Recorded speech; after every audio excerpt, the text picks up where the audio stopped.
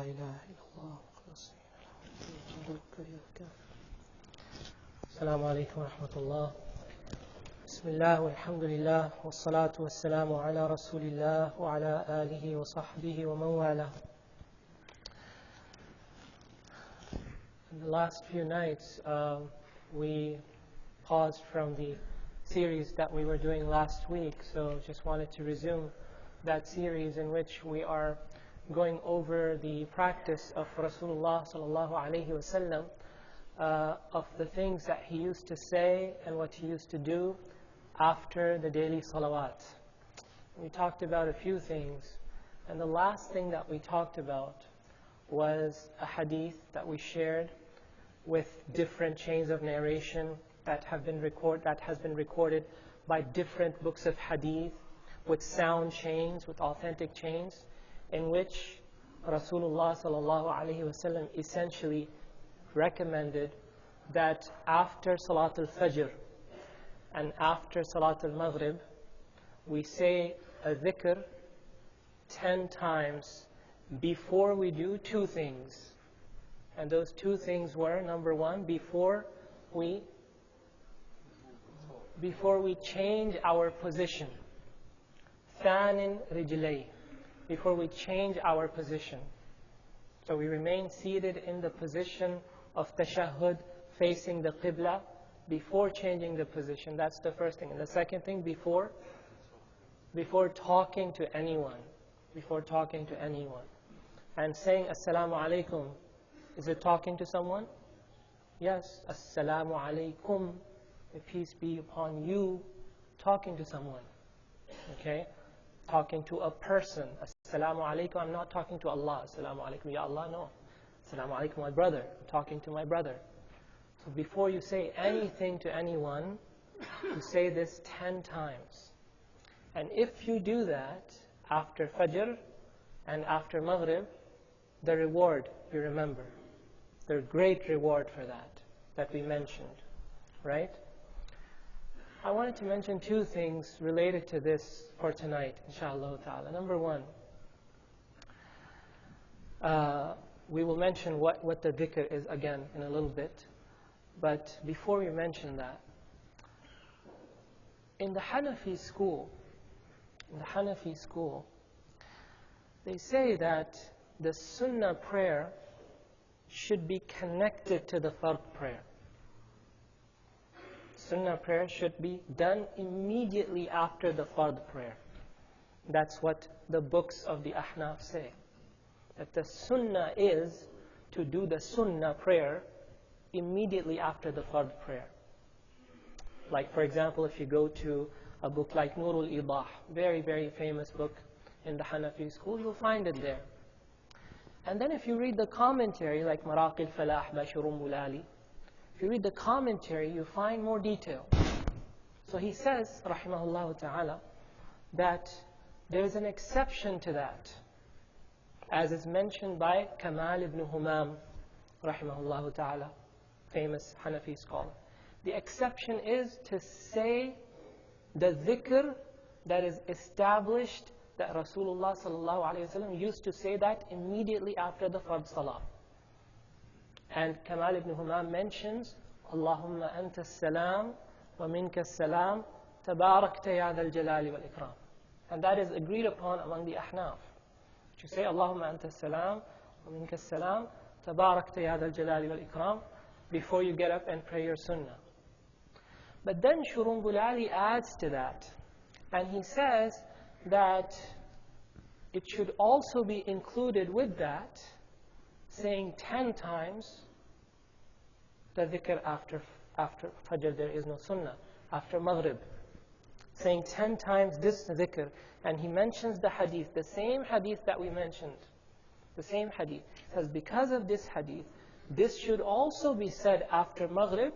This should be an exception before the person gets up and performs their sunnah.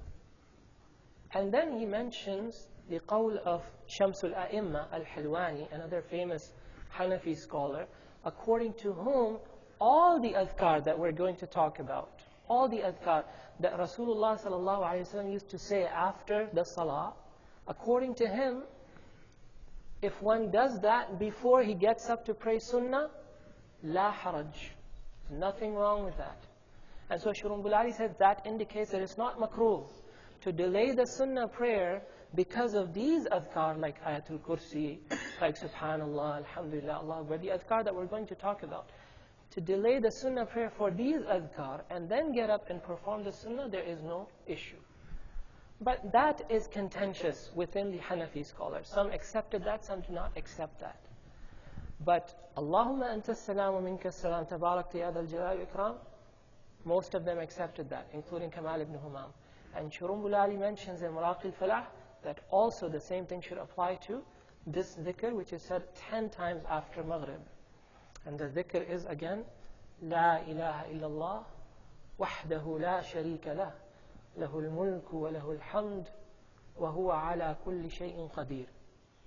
Or, La ilaha illallah, wahdahu la sharika lah, lahul mulku wa lahul hamd, yuhyi wa yumit, wa huwa ala kulli shay'in qadir. Or, La ilaha illallah, wahdahu la sharika lah, lahul mulku wa lahul hamd, biyadihi al-khayr, yuhyi wa yumit, wa huwa ala kulli shay'in qadir. What does the dhikr mean? Briefly, insha'Allah ta'ala. La ilaha illallah. La ilaha illallah. This is the best thing that anyone has ever said on this earth, as Rasulullah sallallahu alaihi wasallam mentioned.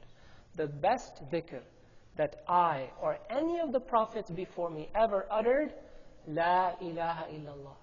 And why is that, brothers and sisters? Because part of it is because when you say this La ilaha illallah, no matter what state of mind or state of heart you are in, you can connect with this dhikr. La ilaha illallah. So for example, if you finish your salah and you are in a state of grief, sadness, because of something that is going on in your life, and you say, La ilaha illallah, that's a reminder to you that there is no one who is God except Allah Azza wa Jal. There is no one who can remove our worries except Allah subhanahu wa ta'ala. There is no one who can bring solace to our qulub except Allah subhanahu wa ta'ala. And if I am someone who just oppressed someone before salah, in a meeting, I was being very arrogant and very angry at my brother, and I'm thinking about that, and I say, La ilaha illallah. That's a reminder to me that Allah's anger has no equal. So I better watch my anger. Allah's power has no equal, no comparison. So I better watch how I abuse my power over others. La ilaha illallah. La ilaha illallah is a dhikr that can make us humble and connected with Allah Azza wa Jal, no matter what we are going through in our lives. La ilaha illallah. Wahdahu. Him alone. This is emphasis. There is no God but Allah. Him alone. Wahdahu. La sharika lah. He has no partner. If you want help, help only comes from Allah. You want success? Success only comes from Allah. You want increase in your rizq? It's only going to come from Allah. There is no other partner with Him. Your boss is not a partner with Allah. Your business is not a partner with Allah. Allah is the source of rizq. Wahdahu la sharika lah. Lahul mulk. To Him belongs the dominion. To Him belongs the ownership of everything. He owns the treasures of this world. He owns leadership and power, and He gives it to whom He pleases whenever He pleases. وَلَهُ الْحَمْدِ. And to Him belongs all praise. You know, sometimes we praise each other. We say, MashaAllah, brother, that's a nice thawb. That's a nice cap. You're looking nice today, brother. We're praising each other, but who created the cotton of that thawb? Who created the colors of that cap? Who created the face of your brother or your sister? So any praise that we give to each other, actually, it deserves to be given to Allah Azza wa Jal, because He's the creator of all things. So even when we praise each other, actually we're praising the Creator subhanahu wa ta'ala. Lahul mulk. وَلَهُ الْحَمْدُ. To Him belongs all praise. يُحْيِي وَيُمِيتُ بِيَدِهِ الْخَيْرُ. بِيَدِهِ الْخَيْرُ. All goodness comes from Him subhanahu wa ta'ala. All goodness only comes from Him. If we want anything good, any success, any benefit, any prosperity in our lives, we cannot seek it away from Him. We have to seek it through Him subhanahu wa ta'ala. يُحْيِي وَيُمِيتُ. He gives life and He gives death. Nothing lasts forever in this world. Happiness will not last forever. Sadness will not last forever. Your enemies will not last forever. Your friends will not last forever. Your relationships will not last forever. Everything has an end. Allah gives life and Allah gives death. Allah initiates existence, things into existence. He brings things into existence and He removes them out of existence. يُحْيِي وَيُمِيتُ وَهُوَ عَلَى كُلِّ شَيْءٍ قَدِيرٌ.